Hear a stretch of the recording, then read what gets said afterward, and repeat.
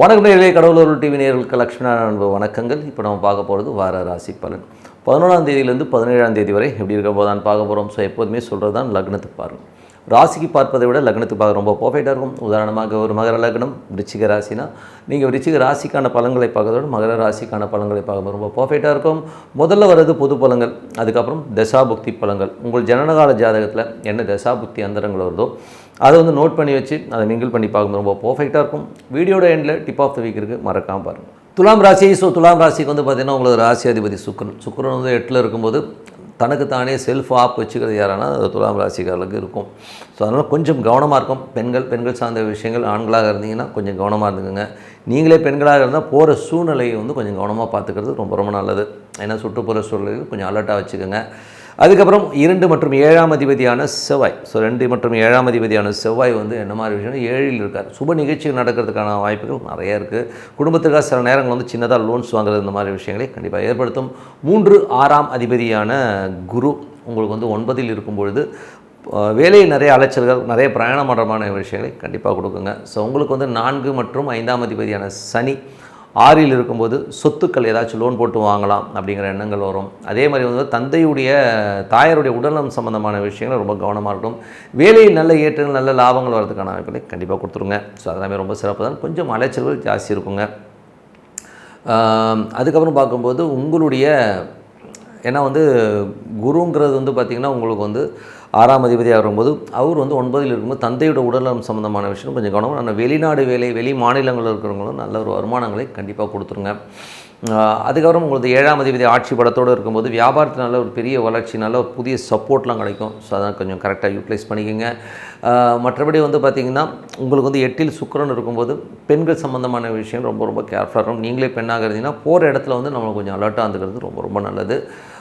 9ஆம் அதிபதி 7ல் இருக்கும்போது வளர்ச்சி, நல்ல ஒரு வளர்ச்சி கிடைக்கும். வெளிநாடு தந்தை சார்ந்த உறவுகள் இதெல்லாம் நல்ல ஒரு வளர்ச்சி கிடைக்கிறதுக்கான வாய்ப்பு, நல்ல வருமானங்கள் வரதுக்கான வாய்ப்புகளுமே ரொம்ப நல்லா இருக்குங்க. 10ஆம் அதிபதியான சந்திரன் வந்து சிறப்பான வளர்ச்சி, தொழிலினோட புதிய யுத்திகள் பெரிய வளர்ச்சி கிடைக்கிறதுக்கான வாய்ப்புகளை கண்டிப்பாக கொடுத்துரும். 11ஆம் அதிபதி. ஸோ 11ஆம் அதிபதியான சூரியன். ஸோ 11ஆம் அதிபதியான சூரியன் வந்து பார்த்திங்கன்னா உங்களுக்கு 7ல் இருக்கும்போது எல்லாமே வெற்றி, பெரிய வெற்றிகள், பெரிய ஒரு வளர்ச்சி கிடைக்கிறதுக்கான வாய்ப்புகளுமே ரொம்ப நல்லா இருக்குங்க. ஸோ இதில் வந்து பார்த்திங்கன்னா நான் பெரிய லாபங்களை நினச்சி உங்கள் பாசஸ் கிட்ட ஒரு அப்ரிசியேஷன் இல்லாமல் இருந்தால் இப்போது நல்ல ஒரு அப்ரிசியேஷன் கிடைக்கிறதுக்கான வாய்ப்பு எல்லாமே ரொம்ப நல்லா இருக்குங்க. திருமணம் கைகூடி வராதவர்களுக்கு திருமணம் கைகூடி வர்றதுக்கான வாய்ப்பும் ரொம்ப நல்லா இருக்குங்க. ஸோ இதுவரை பார்த்து பொது பலன்கள் இப்போ பார்க்கும் தசாபதி பலன். துலா லக்னமாக இருந்து சூரியன் தசாபதி. சூரியன் வந்து பார்த்திங்கன்னா சுப நிகழ்ச்சி நடத்துறதுக்கான வாய்ப்பு எல்லாமே ரொம்ப நல்லா இருக்குது. நல்ல ஒரு வளர்ச்சி, நல்ல ஒரு பாப்புலாரிட்டி கிடைக்கிறதுக்கான வாய்ப்புகள் ரொம்ப நல்லா இருக்குங்க.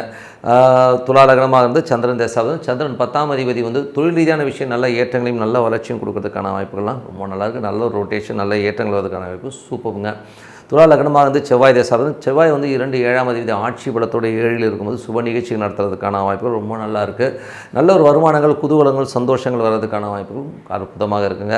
துலா லக்னமாக இருந்து ராகு தசாபதி. ராகு வந்து பார்த்திங்கன்னா உங்களுக்கு வந்து என்ன மாதிரி விஷயங்களை பண்ணுவார் அப்படின்போது அவர் வந்து உங்களுக்கு வந்து 5ல் இருக்கும்போது ஆன்மீக சுற்றுலா போகிறதுக்கான பிரயாணங்கள் பண்ணணும் அப்படிங்கிற எண்ணங்கள் எல்லாமே கொடுத்துருங்க. ஏன்னா ராகுனாலே நிறைய வெளியில் சுற்றுற மாதிரி எண்ணங்களை கண்டிப்பாக தோற்றுவிக்கும். அதே மாதிரி வந்து பார்த்திங்கன்னா குழந்தைகள் ஏதாச்சும் வந்து ஆர்டிஃபிஷியலாக வந்து நம்ம குழந்தை இல்லாதவர்களுக்கு வந்து குழந்தை கிடைக்கிறதுக்கான வாய்ப்புகள் ரொம்ப நல்லா இருக்குங்க. துலா லக்னமாக இருந்து குரு தசா புத்தி அந்தரங்கள். குரு வந்து பார்த்திங்கன்னா 3, 6ஆம் அதிபதி 9ல் வந்து வேலை விஷயமாக நிறைய அலைச்சல்கள் இருக்கும், நிறைய பிரயாணங்கள் பண்ணுற மாதிரி விஷயங்களை கண்டிப்பாக கொடுத்துருங்க. அதே மாதிரி அப்பாவுடைய உடல்நலம் சம்மந்தமான விஷயங்களும் கொஞ்சம் கேர்ஃபுல்லாக இருந்துக்கிறது ரொம்ப ரொம்ப நல்லது. துலா லக்னமாக இருந்து சனி தசா புத்தி அந்தரங்கள். சனி வந்து பார்த்திங்கன்னா உங்களுக்கு வந்து என்ன மாதிரி விஷயங்களை கொடுக்கணும். 4, 5ஆம் அதிபதி சனி வந்து 6ல் இருக்கும்போது ஏதாவது சொத்துக்கள் ஏதாவது லோன் போட்டு வாங்கலாம், வண்டி வாங்கலாம், லோன் போட்டு வாங்கலாங்கிற எண்ணங்களை கொடுக்கும். தாயாரோட உடல்நலம் சம்மந்தமான விஷயங்களையும் கொஞ்சம் கேர்ஃபுல்லாக இருந்துக்கிறது ரொம்ப ரொம்ப நல்லது. துலா லக்னமாக இருந்து உங்களுக்கு வந்து பார்த்திங்கன்னா கேது தசாபுத்தி அந்தரங்கள். கேது வந்து பார்த்திங்கன்னா 11ல் இருக்கும்போது ஏதாச்சும் வழக்குகள் இருந்தால் எல்லாமே வெற்றிகரமாக முடியறதுக்கான வாய்ப்புகள் ரொம்ப நல்லாயிருக்கு. பெரிய வெற்றிகளை உங்களுக்கு அள்ளி கொடுக்கறதுக்கான வாய்ப்பு 11ஆம் அதிபதி கேதுக்கு இருக்குங்க. ஸோ அதை விநாயகரை வழிபட்டிங்கன்னா எல்லாத்துலேயுமே வெற்றி கிடைக்கிறதுக்கான வாய்ப்புகள் ரொம்ப சூப்பராக இருக்குது. துலா லக்னமாக இருந்து புதன் தசாபுத்தி அந்தரங்கள். புதன் வந்து பார்த்திங்கன்னா உங்களுக்கு 9ஆம் அதிபதி.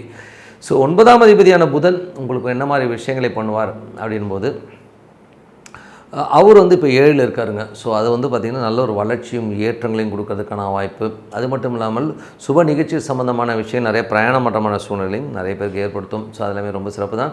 துலா லக்னமாக வந்து கேது திசாபதி வந்தாங்க. கேது வந்து பார்த்திங்கன்னா ஒரு 11ல் இருக்கும்போது பெரிய வளர்ச்சியும் நல்ல ஏற்றங்களையும் கொடுக்கறதுக்கான வாய்ப்பிலே கண்டிப்பாக கொடுத்துருவார். துலா லக்னமாக வந்து சுக்கிர திசாபதி வந்தார்கள்.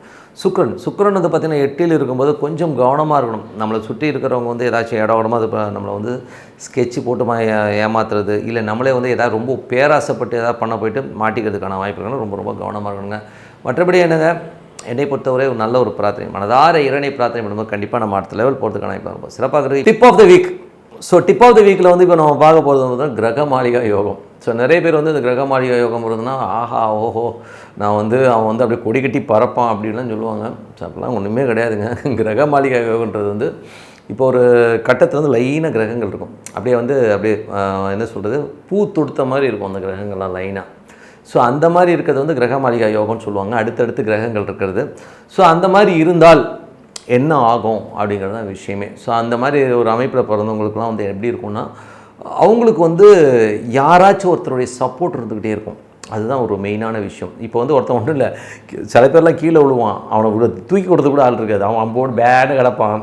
ஸோ ஆனால் சில பேருக்கு பாருங்கள், அப்படியே ஒருத்தவங்க தூக்கிட்டு போவான், ஒருத்தன் டிஃபன் வாங்கி கொடுப்பான், ஒருத்தன் சோடா வாங்கி கொடுப்பான். ஸோ இதுதான் கிரக மாளிகா யோகன்றது. அது மட்டும் இல்லாமல் எனக்கு தெரிஞ்ச கிரக மாளிகையுடைய ஒரு ஜாதகம் ஒன்று இருக்குது. அவர் வந்து எப்படின்னா வேலைக்கு போவார், வேலைக்கு போயிட்டு அப்படி வருவார், ஈவினிங் 6 மணிக்கு முடித்த உடனே அப்படி 6:15 வந்து டாஸ்மாக் போயிடுவார். ஸோ நேராக டாஸ்மாக் போயிட்டாருன்னா சாப்பிடுவார், சாப்பிட்டு நேராக வருவார், கீழே வந்து வீட்டில் வந்து படுத்துருவார், சாப்பிட்டு படுத்துருவார், அவ்வளோதான். இதுதான் அவரோட ரொட்டீன் லைஃபு. அவர் திருமணமாகவில்லை, டோட்டலாகவே அவர் லைஃப் இப்படி தான் ஓடிட்டுருக்கு. ஆனால் இந்த மனுஷனுக்கு வந்து நீங்கள் பார்த்தீங்கன்னா எந்த பிரச்சனைனாலும் சரி, அந்த அளவு ஒரு வியாபாரம் ஆரம்பிப்பான். அந்த வியாபாரத்துக்கு பார்த்தீங்கன்னா எவனோ ஒருத்தன் 1 லட்சம் 2 லட்சம் கடன் கொடுப்பான். கடன் கொடுத்து வியாபாரம் பண்ணுறான்னு சொல்லி இவனுக்கு கொடுப்பான். இவன் வியாபாரம் பண்ணுறேன்னு சொல்லிட்டு ஒரு 6 மாதத்துல எல்லாம் காலி பண்ணிட்டு மாப்பிள்ளை அது காசு இல்லைன்னுவான். ஆனால் அவனை யாரும் சட்டை பிடிச்சி கேட்டதோ அடித்ததோ கிடையவே கிடையாது. அவனை வந்து அப்படியே விட்டுருவாங்க. அப்படியே சரி போய் தொலைன்னு விட்டுருவாங்க. இதுதான் கிரக மாளிகை யோகம். அவனை யாரும் கேட்க மாட்டாங்க, அவனை யாரும் காசு கேட்டால் திருப்பி கொடுக்க போகிறதில்ல அவனும். ஸோ ஒரு பிரச்சனை இருந்தால் பின்னாடி வந்து ஒரு தாங்கி பிடிக்கிற ஒரு கைகள் அவனுக்கு வந்து எப்போதுமே இருக்கும். இதுதான் கிரக மாளிகை யோகம். ஏன்னா ஏதாவது ஒரு பிளானட் வந்து அவனுக்கு சப்போர்ட்டுக்கு இருந்துகிட்டே இருக்கும். அதுதான் வந்து இந்த கிரக மாளிகையோட யோகம். இதனால் வந்து ஒரு பெரிய கோடீஸ்வரன் ஆயிடுவான், பெரிய எல்லாம் கிடையாது. அவனுக்கு எப்போதுமே மக்களுடைய சப்போர்ட் இருக்கும். இப்போ கூட பார்த்தீங்கன்னா ஏதாவது உடம்பு சரியில்லைன்னா அவனை வந்து பார்த்துக்கிறதுக்கு வந்து யாராச்சும் ஒருத்தர் வந்து பணம் கட்டி பார்த்துருவான். அங்கேருந்து சித்தப்பா பையன் வருவான், ஒரு பெரியமா பையன் வருவான், என்னடா உடம்பு சரியாடா, நேராக போய் நல்ல ஹாஸ்பிட்டல், நல்லா பாருங்கள், ஒரு 25,000 செலவு பண்ணி இவனுக்கு வைத்தியம் பார்த்து கொண்டாந்து போட்டுருவாங்க. இது கிரக மாளிகை. இவன் சொந்த காசில் இதுவரை இருந்த சரித்திரமே கிடையாது. அதே மாதிரி இவன்கிட்ட யார் காசு கொடுத்தாலும் அதை கேட்கவே மாட்டாங்க. அதுதான் எனக்கு ஒன்றும் புரியும். நானே ஒரு காசு கொடுத்து கேட்குறதே கிடையாது தான், பார்த்துக்கல. ஏன்னா அந்த மாதிரி ஒரு யோகம் தான் கிரக மாளிகை யோகம். அதனால் வந்து இதை நினச்சிக்கிட்டு எனக்கு கிரக மாளிகை யோகம் இருக்குது கோடீஸ்வரன் ஆயிடுவீங்கன்னா ரொம்ப காமெடியான மேட்டர் ஆயிரும். நம்ம உழைக்கணும், நம்ம பிளான் பண்ணணும், ஓகேங்களா. நமக்கு சப்போர்ட்டுக்கு ஆள் வருன்றது தான் உண்மையான விஷயம். ஸோ மற்றபடி எடுங்க, இன்னொரு வீடியோவுக்கு சந்திப்போம். உங்களிடம் விடைபெறுவது உங்கள் லக்ஷ்மி நாராயணன். நன்றி, வணக்கம். கடவுள் அருள் டிவியை பார்த்தமைக்கு நன்றிகள். மேலும் இது போன்ற தகவல்களை தெரிந்து கொள்ள கடவுள் அருள் டிவியை சப்ஸ்கிரைப் செய்யுங்கள். மறக்காமல் பெல் ஐக்கானை கிளிக் செய்யுங்கள்.